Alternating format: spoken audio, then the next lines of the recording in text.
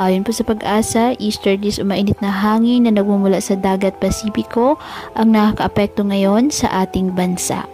Wala pong bagyo o low pressure area na minomonitor sa loob ng ating Philippine Area of Responsibility na maaaring makaapekto sa lagay ng panahon.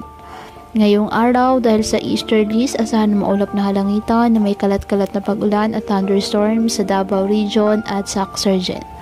Habang sa nalalabing bahagi ng ating bansa, kasama na po ang Metro Manila, bahagyang maulap hanggang sa maulap na halangitan with isolated rain showers or thunderstorms dahil pa rin po sa easterlies at ng localized thunderstorms. Kaya patuloy pa rin po natin na pinag-iingat ang ating mga kababayan sa banta pa rin po ng mga pagbaha o pag-uho ng lupa, lalo na kapag may malalakas na mga pag-ulan na pwedeng dulot ng mga thunderstorms.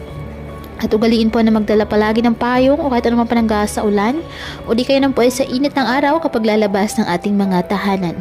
At yan po muna ang update sa lagay ng panahon ngayong araw. Muli patuloy po tayo na mag-ingat at palaging tandaan, God loves you. Stay safe.